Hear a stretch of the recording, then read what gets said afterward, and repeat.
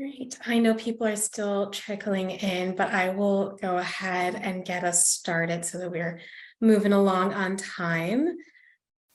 Let's see. Welcome. My name is Maya Curtis. I am a grants manager at Cuyahoga Arts and Culture. I'm going to begin our time together this afternoon with our land acknowledgement. We acknowledge that the land that we stand on and the place that we call Cuyahoga County is land that was claimed by the United States government through force, displacement, and treaties negotiated in bad faith. We acknowledge those of the Shawnee, Miami, Erie, Ottawa, Potawatomi, and Haudenosaunee Confederacy whose lands we stand on, and the thousands of Native Americans representing over 100 tribes who currently live in Northeast Ohio today. We thank the Lake Erie Native American Council for helping us develop this acknowledgement. We also want to take a moment to lift up CAC's value of equity. We lead with racial equity in our work because the creation and perpetuation of racial inequalities is embedded into government and grant making. We confront the white supremacy that resides in our work because racial inequities across all indicators of success are deep and pervasive. We also recognize the power and potential that organizations who produce arts and cultural programming have as bearers of culture. These institutions have the power to write the narratives about who belongs and who is valued. We encourage arts organizations to connect with resources to advance equity in your own work. Visit cacgrants.org/equity or contact our team to learn more. Today, Cuyahoga Arts and Culture, in partnership with SMU DataArts, is hosting the Big Picture National Research Insights with SMU DataArts. CAC grantees who receive grant amounts of more than $5,000 complete the cultural data profile and are contributors to the data SMU compiles to help inform our sector. In addition to helping CAC tell the story of our grantees' impact, the platform is an important resource for benchmarking and providing insights into an organization's own financial health and participation trends. We are excited to have Rochelle Brisson, Events and Engagement Coordinator, Jen Benoit Ryan, Research Director, and Rebecca Roscoe, Senior Research Associate at SMU DataArts with us today. I will turn it over to Rochelle. Thank you so much, Maya, and hello, everyone. As she said, my name is Rochelle Brisson. I use she, her pronouns, and I am the Events and Engagement Coordinator at SMU DataArts. I'm going to give a brief physical description. I am a white woman in her 30s with blue eyes and black and silver framed glasses. I'm wearing a forest green blouse with lace shouldering, and I have blonde hair with dark brown roots. Thank you so much again for joining us. I'll just add to the lovely land acknowledgement that Maya gave that we at SMU DataArts specifically honor the Apache, the Caddo, the Comanche, the Coushatta, the Tonkawa, the Wichita, and the affiliated K'iche', Waco, and Tawakoni and Lenni Lenape peoples upon whose traditional territories SMU DataArts now exists. AJ, I believe, shared in the chat a link to a maps of Indigenous communities, both past and present. Feel free to use that link as a resource to see exactly whose land your organization might be upon. So now I'm going to just jump into some housekeeping before we get into the meat of our program. We're going to keep everyone on mute for the majority of the presentation to ensure best sound quality. We will have some time for questions, and if you'd like to ask your question to our presenters directly, you can go ahead and use the raise your hand feature, and that option will be found under the reactions button. Feel free also to use that button to react to anything that you hear today. We're also going to be using the chat feature throughout the presentation to get your feedback, provide any help with any technical issues you might be having, and also sourcing questions if you would prefer not to raise your hand and speak them aloud. My colleagues, Katie Ingersoll, our Director of Programs, and AJ Taylor, our Support Center Specialist, will be keeping an eye out on the chat and help address any issues that come up. We'll be dropping links for resources into the chat as well.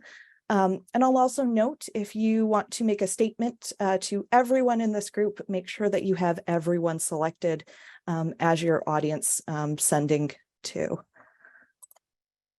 Closed captioning is also available for this webinar.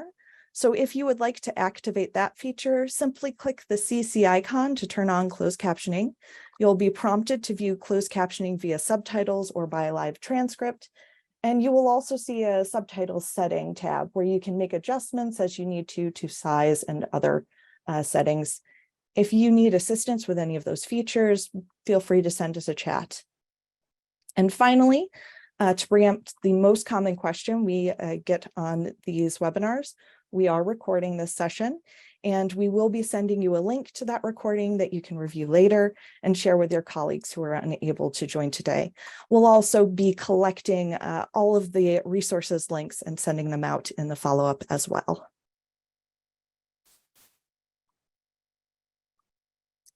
So for today's presentation, we will be exploring SMU DataArts research with the experts themselves.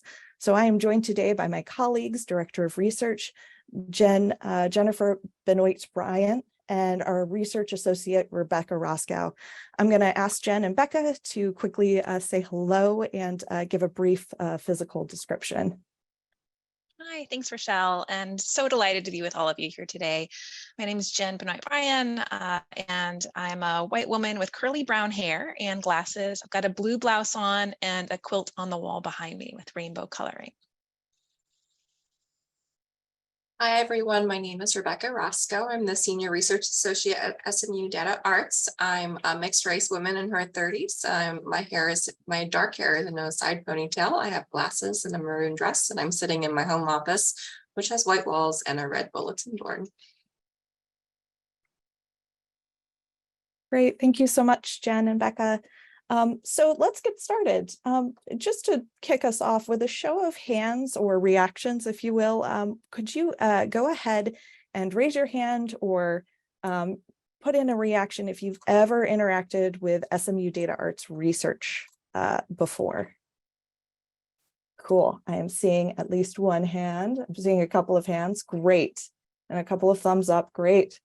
Thank you. So here are the goals for today's presentation. We're hopefully going to get you a little bit more familiar with our research work and what we do. So I'll kick it off with a brief overview of SMU DataArts, tools and resources we provide to the arts and cultural field. We'll then explore a few recent research projects and papers that SMU DataArts has published, and we'll take a vote on which topic sounds most interesting to you and do a deep dive on that topic. We'll then touch on a couple of other projects that we're working on. And at the end of our time together, I hope you will come away with an understanding of the research work that we engage in, and perhaps have some nuggets of information that can assist you in the work that you do. So I'm going to start with a brief overview. Our mission is to provide and engage organizations and individuals with evidence-based insights needed to collectively build strong, vibrant, and equitable arts communities. We do this by employing cutting-edge research techniques and high-powered computing to test hypotheses, build theory, and increase understanding of the arts and cultural sector. Our research efforts range from academic papers published in leading journals, applied research undertaken with community partners, and actionable insights shared directly with arts practitioners. Most of you are probably familiar with us through the Cultural Data Profile, or CDP. For those of you who are not, this is the annual survey that collects and organizes data from organizations across the arts and cultural sector. So each CDP contains financial and programmatic information for a single fiscal year. So we have a record for every year an organization completes a new CDP. This data is then stored and can be exported in a CSV format for research purposes.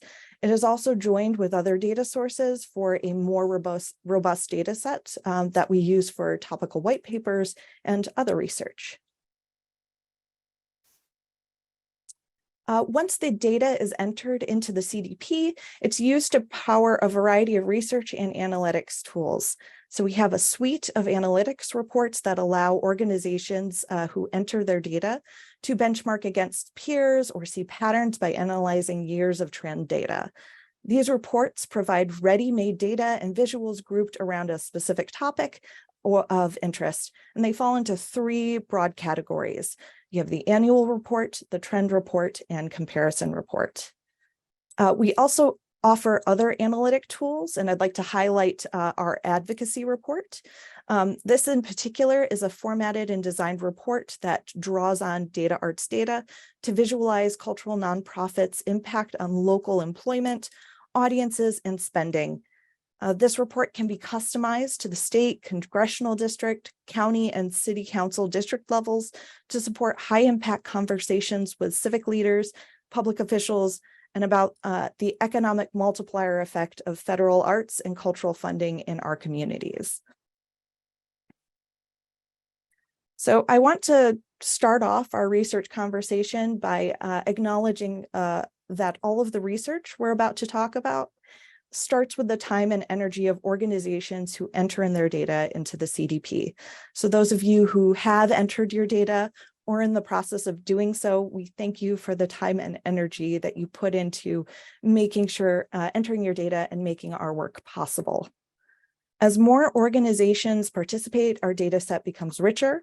Our research team also connects your organizational data to data from other sources like 990 data, census data about ticketing to create a large model of the entire sector. And this allows us to see trends and enables us to generate insights about the sector. So currently, CDP data reflects the financial and programmatic information of nearly 20,000 organizations across the United States. So let's get on to the meat of this presentation, our research. SMU DataArts publishes an array of research and white papers on various topics of interest within the cultural sector. As we know, arts and cultural organizations don't operate in a vacuum. They don't just make art for art's sake. They operate within communities. And it's important to tie organizational level data in with data about these communities. And this is where our integrated data set comes into play. So we attempt to model the entire arts and cultural ecosystem using a variety of data sources. This data ecosystem contains in-depth financial and programmatic information that's collected through the CDP. However, it also contains data on all arts and cultural nonprofits who file a 990 form or 990 postcard to the IRS. This helps us obtain basic information on all arts and cultural activity, providing context on areas where we might not have CDP data. We then bring in Census Bureau data to see who lives and operates other businesses nearby, and to understand the density versus dispersion of people in an area, as well as the demographic and socioeconomic characteristics of people in those communities. We also have arts purchasing data from our partner TRG Arts, as well as the inflow of public funding data from the National Endowment on the Arts. This data is received annually from the NEA, as well as data from IMLS, which focuses on funding for museums. And finally, state level funding data comes from the National Assembly of State Arts Agencies.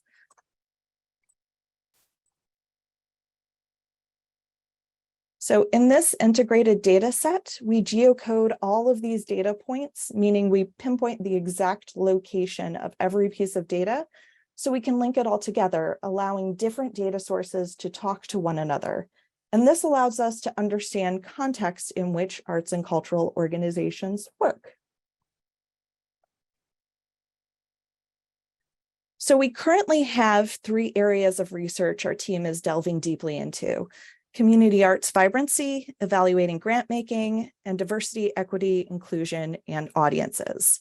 A brief overview of each. Our community arts vibrancy work involves looking at the entire ecosystem that supports artists and arts and cultural organizations to determine the level of arts vibrancy in each community across the United States and what factors contribute to high levels of arts vibrancy.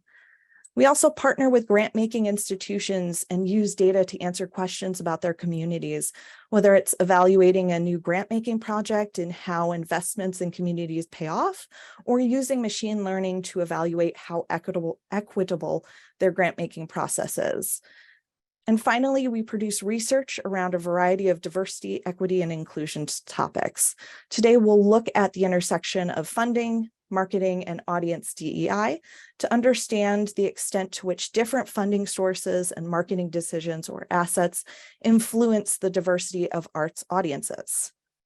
So we're going to touch on all of these areas during the presentation, but we're going to leave it up to you to decide which topic you'd like to take a deeper dive into. So in a moment, I'll have Katie launch a poll. Katie is quick on the draw. She has it up there. Go ahead and vote which topic you would like to jump into first. And then we will briefly touch on the other two. I'm going to give y'all a minute. Oh, yep, answers are coming in.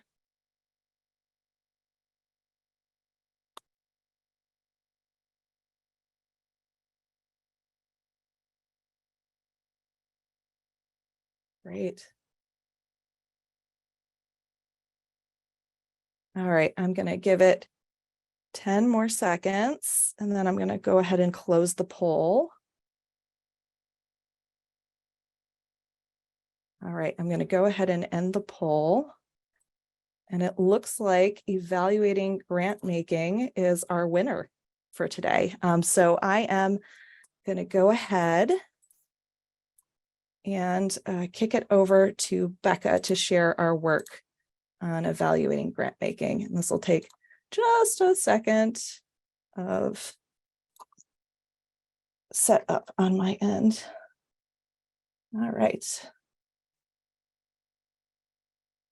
All right, Becca, over to you. Great. Thanks, Rochelle.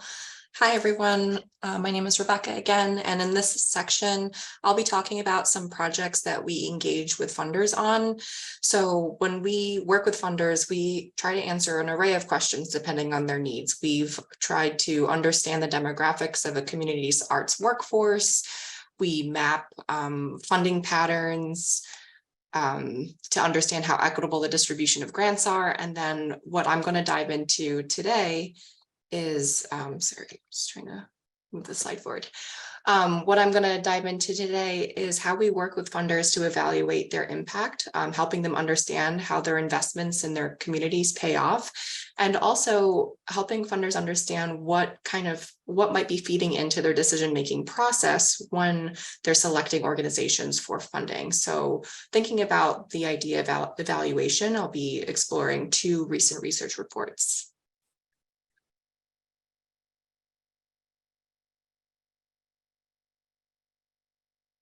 So first of all, I'm going to dive into an overview of the grant making evaluation work that we conducted this past year with the Ford Foundation.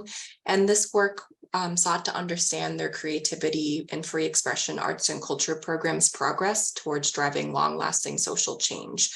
And I might refer to this program as CFE moving forward.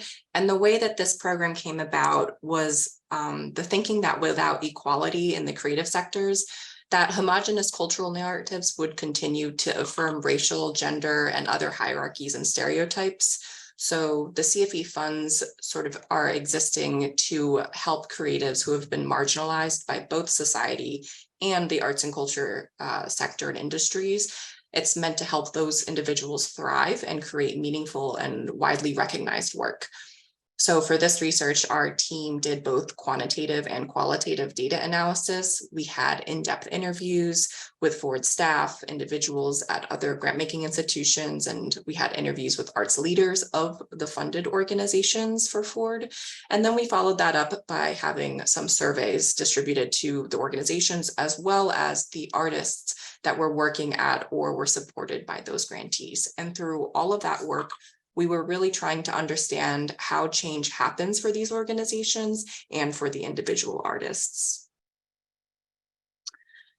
So a key finding in this report found that on the whole, the studied grantees are doing better now than they were prior to receiving funding support with respect to overall operating and financial stability. So with Ford's support, the organizations were able to attract other grants. Ford sort of opened the door for them so that they could have grants from other funders come in, and this allowed those organizations to conduct multi-year planning. And we saw that for people of color and disability-centered grantee organizations, the funding increased over time. More than half of these grantees were able to increase employment of people of color and or disabled artists and storytellers, and they were also able to increase their compensation. And then more broadly speaking, we've seen in other research that people of color and disability-centered organizations have become more stable and resilient over time. They've been able to run on surpluses, and they've been able to build working capital. And this is the case for a variety of reasons, and it's not so black and white. These organizations, they tend to have smaller budget sizes.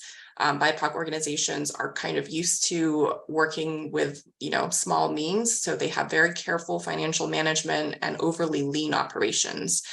And some of us on today's presentation might have experience. You might have experience working at small institutions or institutions that are for or led by BIPOC or disability centered folks. And you know that these organizations tend to rely on sweat equity. They tend to rely on volunteers, and they don't really have as many fixed costs.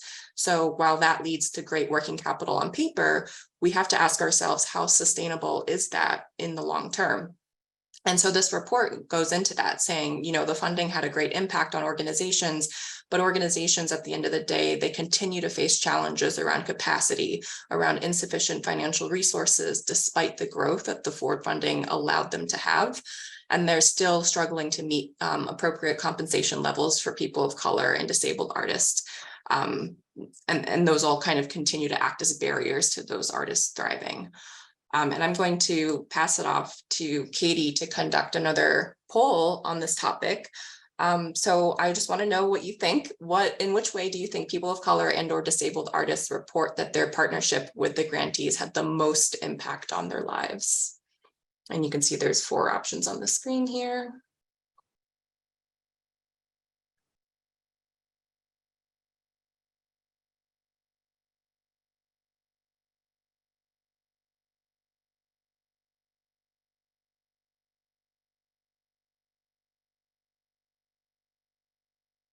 I'm gonna give it a, still coming in. It's always fun to see them come in. Okay. I think we're good to end the poll.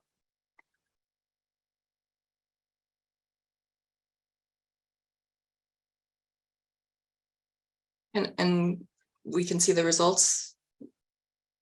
Yes. Great, okay.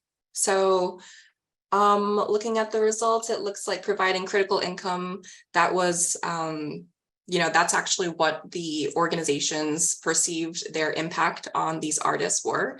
But when you actually look at the data, and I apologize, this chart might be a little bit difficult to read, artists actually saw the greatest impact not being critical income, but rather that the funding gave them, oops, sorry, we went backwards one.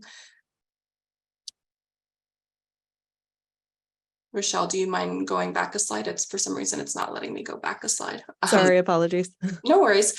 So the funding gave them a fulfillment for a need to express themselves with freedom and an overall improve their quality of life. So while grantees kind of thought about critical income and also allowing artists to just increase their visibility and build their professional networks, we see that the impact of that funding was actually a little bit more intrinsic for artists. And, this chart, the blue bars kind of represent strong levels of agreement. So overall, the level of agreement is high on all metrics. So I would argue that, everyone who answered the poll to a certain extent, that is correct. The artists did see improvements across many aspects of their work and lives. But this all comes at a cost, like I mentioned. We saw that organizations are stretching their limits of growth with the funding. they're kind of at the point of almost burning out. In fact, 3 out of 4 grantee organizations said that burnout was a major or moderate challenge. So a key recommendation we had for Ford moving forward was to really take that funding that had really great impact, but narrow their focus and kind of hone in on the organizations where there was the greatest potential for impact.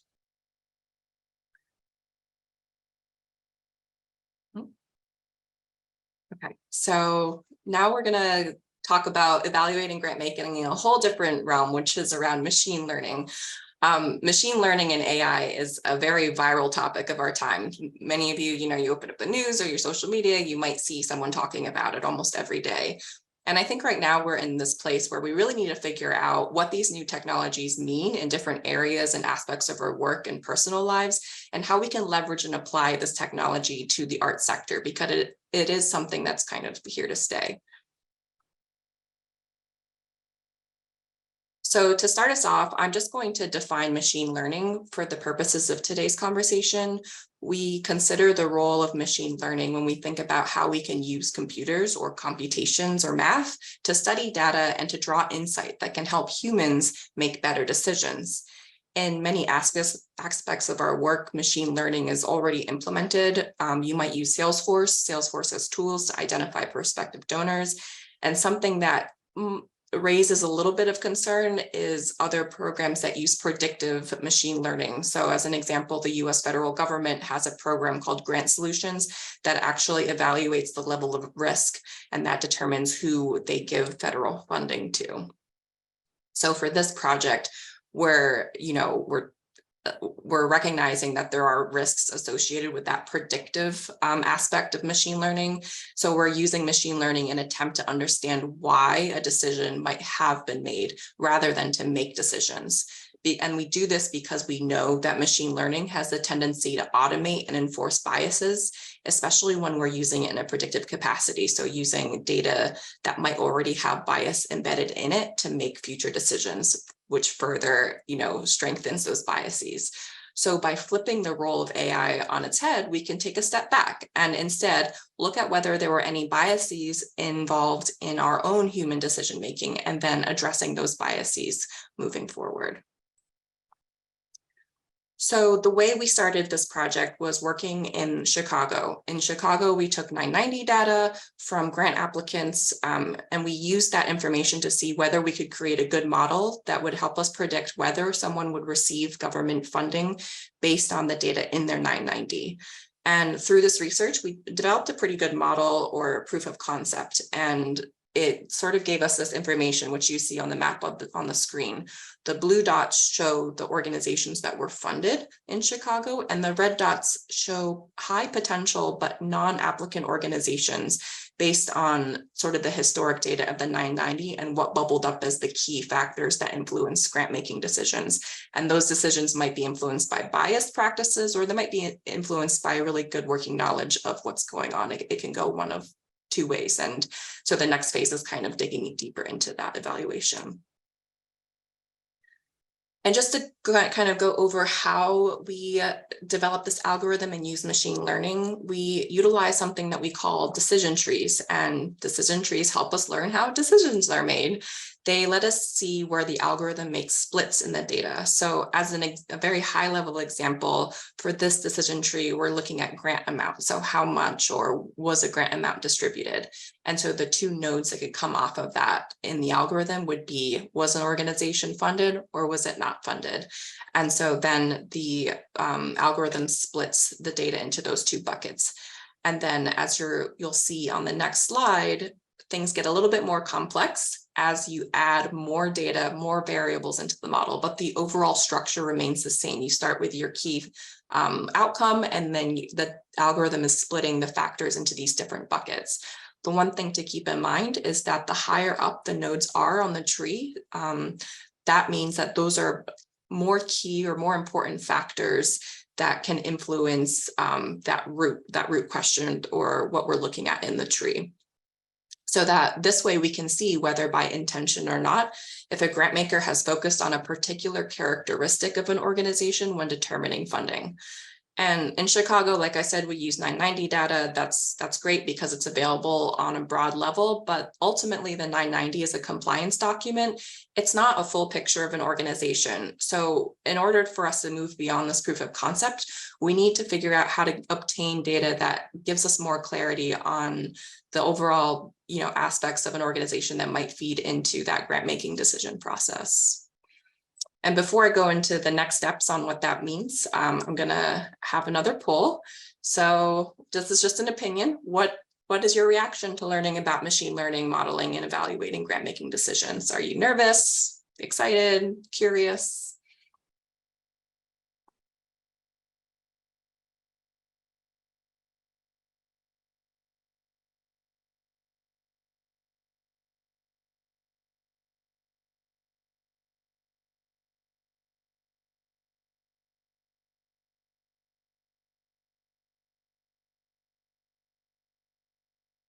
I think we can end the poll, share out the results. It looks like people are pretty split, which is really interesting. And yeah, I think it's still a very new topic that we're all learning much about every day that we come into contact with it. So yeah, it's good to keep in mind, and it's good to keep in mind, this isn't an answer for everything. It's rather a tool in a toolbox that we can learn how to use.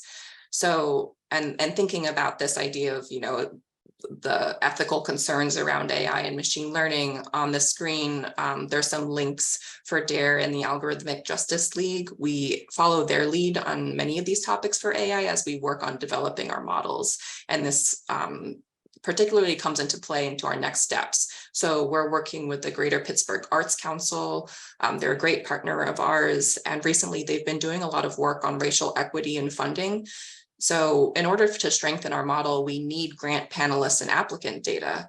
And for GPAC, they want to make sure that their grant making decisions are transparent, especially thinking about one of their newest funding initiatives that's meant to put dollars towards small organizations who are for and led by Black, Indigenous, and people of color. They wanted to track how on target they were for meeting equity goals and whether any changes needed to be made to their panel process to ensure equitable grant making. So right now we're preparing data with GPAC to ensure that the data in the model is anonymized. So we're not capturing any individual information. So we're cleaning the data, we're removing personal information, and we're creating non-disclosure agreements so that it's clear on how the data will and won't be shared. That's very important when we're working with these machine learning models. After that, we'll do an organization analysis, and then we'll also bring in artist data so that we can kind of get a complete picture of the GPAC grant program. So this work is all underway. And really what we're ultimately trying to learn is, can machine learning open up conversations about decision-making and help grant makers adjust their funding procedures? Can it validate the intentions of grant programs or bring to light some issues that might exist within those decision-making processes? So we really hope that this can be influential to the sector more broadly. And as we work with more grant makers, it'll be really interesting to see if there's a common thread that occurs between different funders on factors that influence decisions. Are there certain factors or characteristics of organizations that are common that all funders, whether subconsciously or consciously, are looking at before looking at other characteristics? And are those characteristics presenting barriers to otherwise fundable organizations, or are they means to celebrate and really great reasons to fund organizations? So some really exciting stuff coming up. And I'm going to pass things back over to Rochelle to take us on to our next topic. Thank you so much, Rebecca. Yeah, that's really fascinating. So I think if I recall correctly, we had a dead tie between community arts vibrancy for our next topic and DEI and audiences. So I think I'm going to kick it over to Jen to talk about diversity, equity, inclusion, and audiences. And we're going to be respectful of your time today. So if we only get to briefly touch upon community arts vibrancy, we'll make sure to send you all of the resources that we have on that topic as a part of our follow-up, so you can go ahead and dive deeply into it after the webinar. But let me go ahead And actually, Rochelle, would you mind being the slide controller for me? Just Yeah, would be sure. great I'd be if happy you're willing to. to. That'd be great. Okay, excellent. So really delighted to share a couple of research studies that SMU has done recently in this area of audiences really focused on diversity, equity, and inclusion. I'll show on the next slide just a very brief kind of introduction to two of those projects. One of these is really focused on audience demand prediction research and used a number of ticketing data resources from different partners and SMU's own data to really both understand past trends in audience demand, but also to do predictions for future scenarios. And then the second study here is the audience diversity, equity, and inclusion research that's looking specifically at how representative the arts audiences of large performing arts organizations are and what kinds of factors impact that audience diversity. Great. So circling back to the audience spending habits work first. We studied ticket purchases at 100 performing arts organizations across the country that ranged extensively in size from $1 million to $300 million in budget, and then paired that data with COVID-19 dashboard data that's provided by TRG Arts. That team does a really incredible job of getting direct feeds of box office data on a regular ongoing basis for performing arts organizations across the country. And then we were able to really look at and understand the number of household ticket purchases, the average ticket prices, household traffic to each organization, and then look at that along with COVID-19 data such as county case and vaccination rates as we were thinking about modeling different scenarios for audience demand in the future. And this is still a really important topic given recent closures and layoffs, particularly in the performing arts and theater sectors. I think understanding attendance patterns is really salient for the ongoing planning of arts and culture organizations. So looking at those average ticket transactions and revenue figures, we developed a hypothesis in early 2022 that audience behavior in response to COVID-19 is going to be longer term and more enduring in exact terms than might have originally been predicted. And so looking at those figures and those different models, we predicted a shift down of 20 to 25% in ticket demand over the next 3 years. And that's due in part to people who are just not ready to return to performing arts venues because of health concerns, but it's also due to kind of changing patterns of how people engage and what they're used to as a reference point here. And indeed, oh, sorry, one more note on that last one quickly. We're seeing in the most recent TRG data that the audience is still lagging pre-pandemic levels on a number of these metrics. And so I think continuing to understand what did we predict well and where can we continue to refine and produce new predictions has been an important part of our work. Okay, so we're curious to hear a little bit from you about what your organization's experience has been with returning audiences. Do you feel like you're at 2019 pre-pandemic levels of audience engagement? Have you surpassed that? Are you looking to return, still working to return to that level? It's been interesting to see this from different sides and different parts of the kind of sector, what's happening here. So if anybody's willing to share in the chat, that would be great. I'll give it just a minute. We're seeing a few come in between 20 and 25% of sort of pre-pandemic levels. Oh, interesting to see that giving is also down. That's definitely something that we're keeping an eye on as well. I know there have been big national headlines about drops in giving recently too. Giving down for others as well. It can be helpful. It can be hard to know how much of this is my organization's experience kind of uniquely, and there's always a component of that, but also like how much of it is that collectively most organizations are struggling with this. It looks like this is, of those who have shared, this is a really common experience.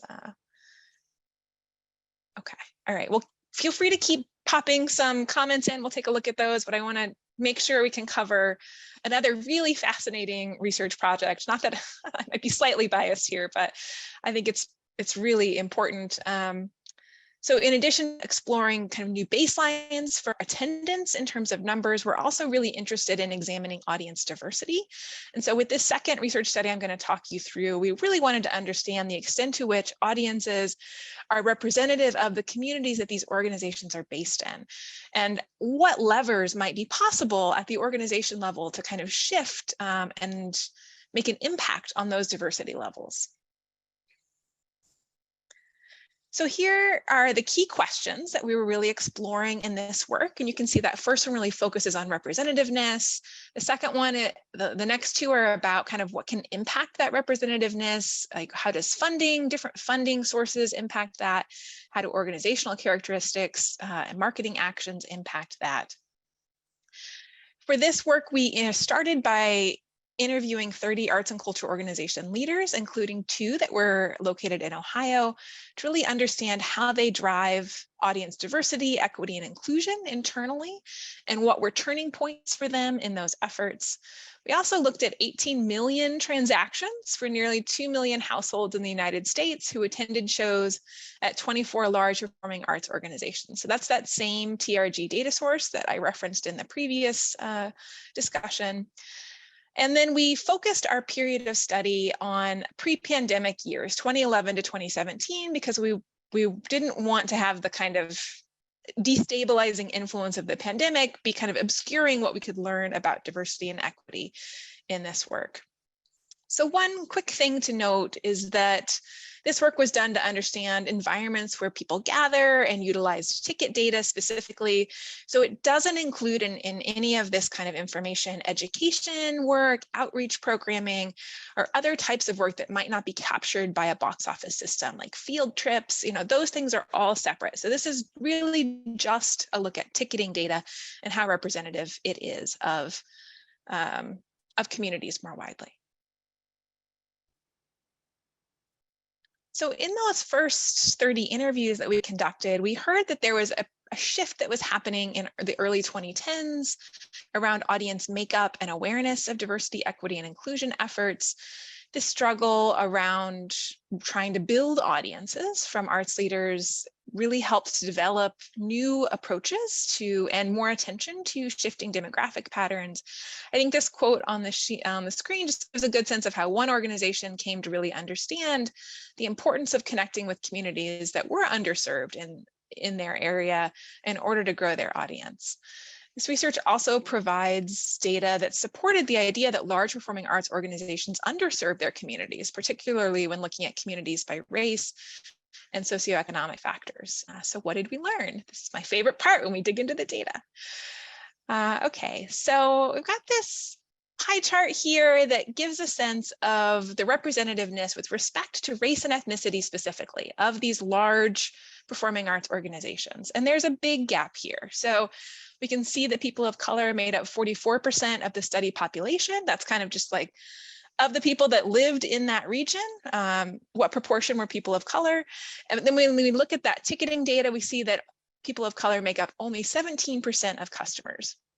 So we do a really basic calculation where we divide that 44% by 17% and get kind of a representativeness score of 39%. So in other words, arts and culture organizations are only 39% of the way to being proportionally representative of their community's racial diversity.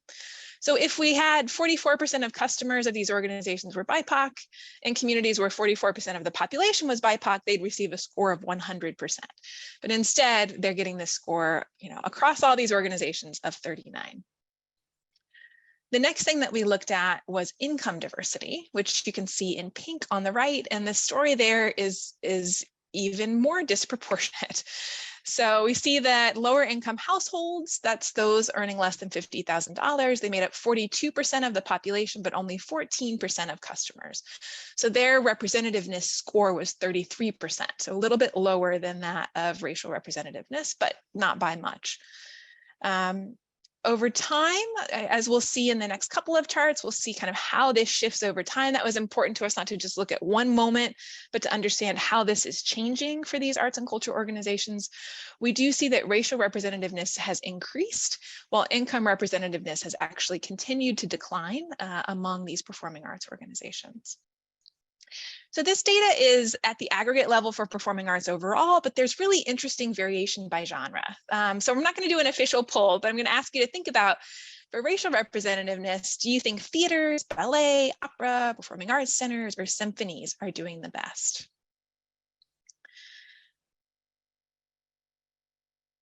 Okay, so here is what we see for representativeness by genre within these organizations. And we can see that operas are doing the best, ballet companies are doing the worst. Both operas and ballet companies are improving year over year.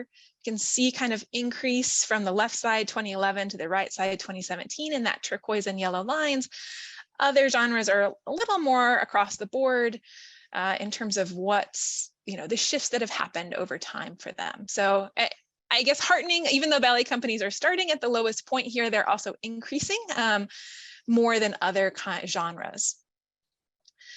So I want to take a quick look at income representativeness as well before we dive into impacts here. Yep, so here's the same kind of set of stories. And you can see, as I mentioned, that income representativeness has gone down in the study period. You can see that in the kind of lines that are declining from left to right here. Interesting to see that operas who were at the top in terms of racial representativeness are actually at the bottom in terms of income representativeness. And symphonies and theaters are doing the best with respect to this. Great. So the last two slides in this section are about what impacts that racial representativeness and income representativeness that we can see in the data. And one particularly interesting hypothesis here was about the source of support, right? Are foundations more focused on equity? And so therefore, if you have high foundation support, are you more likely to be improving your metric on representativeness compared to other types of donors? And so we have these two charts. I'm going to focus on the racial representativeness one first. And we've basically divided this whole group of 24 performing arts organizations into two categories, right? They either have high foundation support, and that's the pink line, or they have low foundation support, and that's the orange line. And we want to see over time, how has their representativeness shifted? And so you can see that both of them have actually increased their representativeness over time. The kind of bold number 0.51 just tells us the extent to which that has occurred. And that it's a statistically significant difference between 2011 and 2017. That's what those little asterisks designate. And while there has been an increase still in racial representativeness for those with lower foundation support, those two differences, it's like 40.5 to 42, it's not big enough a difference to be statistically significant. So even though it is increasing, we're not very confident that that increase isn't just due to chance, but we are really confident in the high foundation support that that increase is not just due to chance, that it's happening. It's gone from like a little over 40 up to 44% across those 6 years. The story for income representativeness is somewhat similar. For those organizations that had high foundation support, we saw a statistically significant increase across the study period in income representativeness. For those that had low foundation support, we see it's relatively flat or even slightly negative. But again, the difference between 2011 and 2017 isn't statistically significant here. Okay, and then last slide is about government support. Oh, I think this is the last slide. Maybe we have one more. No, this is the last. Government support. So again, we've divided the groups into low and high categories of government support, and we're seeing some interesting patterns here in the fact that over time, those with both levels of government support are increasing in terms of racial representativeness. For income representativeness, if you have high government support, you're much more likely to be increasing at a high level. This is the biggest change between the 2 points. Whereas if you have low government support, it's relatively flat. I know that's a lot of statistics to throw at you. Please feel free to pop questions into the chat. It looks like Katie's been great about replying to these as we go. And I'm going to pause and see if there's any you want to address now, or if you want to hold until the end. Yeah, Jen, if you want to talk a little bit about, we have a couple questions about whether the organizations, they collected race and income data from their audiences or how that was provided. So if you want to talk a little bit about that, I think that would be interesting. Yeah, absolutely. So this in this work, we were using census data to understand the composition of the audiences here, because we can look at the community through the census data and then also look at the address and the zip code of the individual attender. We can understand kind of how that maps onto the census demographics for that region. So it doesn't rely on collecting like survey responses from audiences. It's really using the kind of address that those who are part of ticketing systems have provided to understand where they live and what the demographics of that zone or region, or in this case, block group are. Is there any other clarification, Becca, you want to share around that approach? No, I think you covered it, and I'll just reiterate too that this is the TRG data is all based on ticket buyers and also at the household level. So it might not fully capture the characteristics of the individuals inside of a household or people that are procuring, free tickets or group tickets and things like that.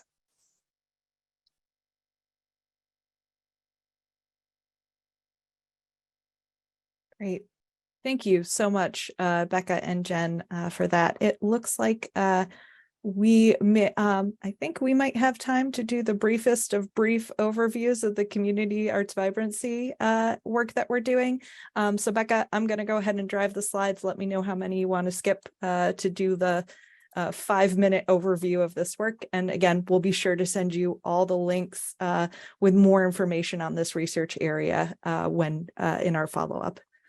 Thanks, Rochelle. And luckily, I think that these next two topics around vibrancy, we have really great pre-recorded video resources and web pages that you can use to learn more about this exciting work. So for arts vibrancy, we've published a map and report every year since 2014. This past year, we released our 2022 list, and the 2023 list will be coming out soon. And the key difference here is 2022 might not fully capture the impacts of COVID because of the way the data comes through, and 2023 will kind of see those impacts a little bit more clearly. And Rochelle, you can skip, this slide. So just briefly to go over how we calculate arts vibrancy, we're actually looking at, Jen mentioned census data. So we're looking at census data that's available at every level across the country. So we're not looking at very specific data points that are key to a particular region or city. So this kind of equalizes the playing field in terms of the data that's available for us to look at. We're also looking at 990 data, and then we're bringing in, we take all this data, we geolocate it, and we split it out into 3 main buckets on the screen in the dark blue bars. So arts providers, arts dollars, and government support. So that's looking at arts providers, the supply of arts in a community, arts dollars, the demand for the arts, how much money is coming in and out for the arts, and government support, how much funding and how many grants are available in a community for arts and culture. And so real quickly, some key findings that emerged from this year's report. We did see some programmatic shifts that have adjusted the funding levels in some communities, and we expect we might see more of that as more current data comes in. And then, especially in large communities, we see that vibrancy can either be a factor of one of two things when it comes to how regions provide arts to their citizens. So it could be because the arts are really concentrated in either a district or a central hub in a region, or the arts are dispersed and spread out across the region. So that's kind of something to keep in mind when it comes to the level of art supply in an area. And we did have a poll, but I'm going to give you the answer. So this year, both Cleveland and Cincinnati metropolitan areas made the top 20 list. They've made the list before. Congratulations, y'all. Cuyahoga Arts and Culture, they annually invest nearly $12 million to hundreds of organizations in the county. They get a lot of support through the county's cigarette tax. And then in Cincinnati, you have Arts Wave. So Arts Wave is a huge community arts campaign. In 2020, they really took action. They accelerated $2.4 million in grant payments, and they had an arts vibrancy recovery fund that generated millions of dollars in new resources. You can read so much more about these communities and other ones on our website, and there's a lot of great content there as well. And On the next slide, I'll say one of the most fascinating pieces of arts vibrancy is this map, because this map is very interactive. And when we talk about the top communities, we're talking about like metro statistical areas. So that can encompass more than one county or like pieces of a county. So in this map, you can really drill down into that micro county level data, and you can see all of the measures, how that county scores relative to other communities in the US. And it also gives you some data around leisure activities and socioeconomics. So even though these aren't calculated within the arts vibrancy metric, we can understand that the level of wealth that exists in a community, the living conditions in a community, as well as other aspects, other businesses like restaurants, bars, hotels, that can all add to the vibrancy fabric in a community. And so thinking about what else we can do with this data, I'll just roll right into our most recent project, which was on local arts agency funding. And so for this project, the answer is there's many arts agencies. I think it's over 4,500. And so we know that they have significant impact on those communities. They're a little bit difficult to study because they're so diverse, but we were able to partner with AFTA and obtain some data that we could tie in with our vibrancy data to look at what are their impacts on vibrancy. And we found that funding for these local arts agencies yielded positive results for overall arts vibrancy, as well as all of its underlying metrics. Specifically arts providers. So when there's arts agency funding, that has a direct impact on the number of arts providers and artists that a region can support. And that's the case no matter the size of the region. We see that the local arts agency support fuels growth in these areas. And public funding is a key component of local arts agencies. And we found that public funding was also essential to that, like I said before, the geographically dispersed arts experiences. So public funding spreads the wealth of funding to many different arts organizations, encouraging small organizations to thrive. And this can be compared to private funding that, it's great, but that tends to go to fewer and much larger institutions than public funding. And I'm going to pass things over to Rochelle, but I just want to reiterate too that there's a lot of great engagement features on our website related to arts vibrancy and local arts agency funding that could be a great tool for advocacy or just for continued conversation. Yeah, thank you, Becca. We did collect testimonials from local arts agency leaders, and we will send you the link so you can check out what folks have been saying about LAAs throughout the country. So I see on our clock, we only have 3 minutes left. So I will be very brief and quick. So our last item, we have one last question we want to ask from you. Some of the most interesting research that we do comes from suggestions we hear from cultural leaders and grant makers across the country. So as we wrap up, please feel free to throw your questions about the research we talked about today, as well as if there are any research questions that you really want to know for you or your arts community, throw those in there as well. We'll go ahead and save this chat from this webinar and take those questions back to our full research team to see if there's anything that we can do to help answer them. So great, that concludes the meat of our presentation. We do have a couple of upcoming webinars and some upcoming research. I'll have Katie, and we'll include in the follow-up, post a link to our SMU DataArts Analytic Tools webinar called Data at Work. If you were interested or intrigued at the reports that I talked about at the beginning of the session, this will go through how to access them and a little bit more in depth into what they are.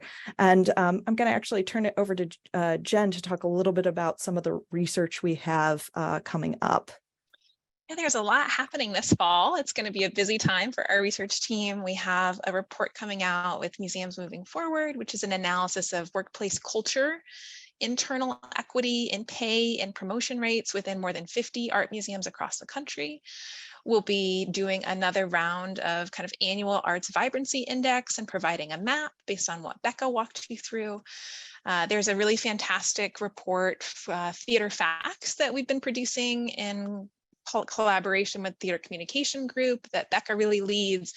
Provides lots of operational and financial metrics around the health and the kind of landscape of theaters in the country.